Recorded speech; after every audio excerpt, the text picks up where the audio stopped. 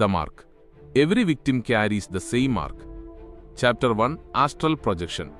തിരുവനന്തപുരം നഗരത്തിനടുത്തുള്ള ഒരു വീട്ടിൽ 4 പേരെ കൊല്ലപ്പെട്ട നിലയിൽ കണ്ടെത്തിയ സംഭവം കേരളത്തെ ഒന്നടങ്കം ഞെട്ടിച്ചിരിക്കുകയാണ്. പോലീസ് പറയുന്നതനുസരിച്ച് കേസിലെ പ്രതിയായ യുവാവ് തന്റെ കുറ്റം സമ്മതിച്ചിരിക്കുകയാണ്. താൻ സാത്താൻ സേവ എന്ന ആചാരത്തിന്റെ ഭാഗമായാണ് ഈ കൊലപാതകങ്ങൾ നടത്തിയതെന്ന് അവൻ അവകാശപ്പെടുന്നു. പോലീസ് പറയുന്നതനുസരിച്ച് കൊല്ലപ്പെട്ടവർ പ്രതിയുടെ സ്വന്തം അച്ഛൻ, അമ്മ, സഹോദരി കൂടാതെ അടുത്ത ബന്ധുവുമാണ്. അന്വേഷണത്തിൽ പുറത്തുവരുന്ന വിവരങ്ങൾ പ്രകാരം വീട്ടിലെ ബാത്റൂമിന്റെ സമീപത്ത് ചില മൃതദേഹങ്ങൾ കത്തിക്കാൻ ശ്രമിച്ച നിലയിൽ കണ്ടെത്തിയതായി പോലീസ് അറിയിച്ചു. കൂടാതെ അവിടെ കണ്ടെത്തിയ മൃതദേഹങ്ങളിൽ ഒന്നിന്റെ മുകളിലായി ഒരു വിചിത്രമായ മാർക്ക് വരച്ചിരുന്നതായും അന്വേഷണ സംഘം വ്യക്തമാക്കി. ഒരു ത്രികോണത്തിന്റെ ഉള്ളിൽ മറ്റൊരു ത്രികോണം, അതിന്റെ കൃത്യം മധ്യത്തിലൊരു ബിന്ദു. റിപ്പോർട്ടറുടെ ശബ്ദം ടിവിയിൽ മുഴങ്ങിക്കൊണ്ടിരുന്നു. ആ നിമിഷം ഞാൻ വീഡിയോ പോസ്റ്റ് ചെയ്തു. എന്തുകൊണ്ടെന്നാൽ ആ വിവരണം എന്റെ കാതുകളിൽ വീണ്ടും വീണ്ടും മുഴങ്ങിക്കൊണ്ടിരുന്നു. ഒരു ത്രികോണത്തിന്റെ ഉള്ളിൽ മറ്റൊരു ത്രികോണം, മധ്യത്തിൽ ഒരു ബിന്ദു. The mark. കുറച്ച് ദിവസങ്ങളായി ഞാൻ പഴയ വാർത്തകൾക്ക് പിന്നാലെയാണ്. പുതിയ വാർത്തകളിൽ എനിക്ക് താൽപ്പര്യമില്ല. വർഷങ്ങൾക്ക് മുമ്പ് നടന്ന ക്രൈം റിപ്പോർട്ടുകളാണ് എന്റെ ലക്ഷ്യം.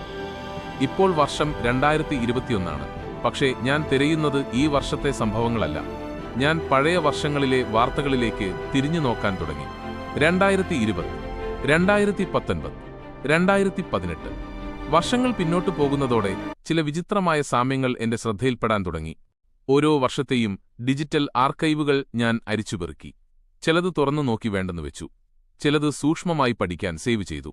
കാരണം എനിക്ക് വേണ്ടത് ഒരേയൊരു കാര്യമാണ്, ആ മാർക്ക്. വാർത്തകളിലൂടെയുള്ള ആ പിന്നോട്ടുള്ള യാത്രയിൽ പെട്ടെന്ന് ഒരു കാര്യം എന്റെ ശ്രദ്ധ പിടിച്ചു. വ്യത്യസ്ത സ്ഥലങ്ങളിൽ നടന്ന ചില കേസുകളിൽ ഒരേപോലെയുള്ള ചെറിയ വിവരങ്ങൾ വീണ്ടും വീണ്ടും പ്രത്യക്ഷപ്പെടുന്നുണ്ടായിരുന്നു. ആദ്യം അതൊരു യാദൃശ്ചികം മാത്രമാണെന്ന് ഞാൻ കരുതി. പക്ഷേ ഓരോ കേസുകൂടി വായിച്ചപ്പോൾ ഒരു കാര്യം വ്യക്തമായി. അവിടെയും അതേ മാർക്കുണ്ടായിരുന്നു.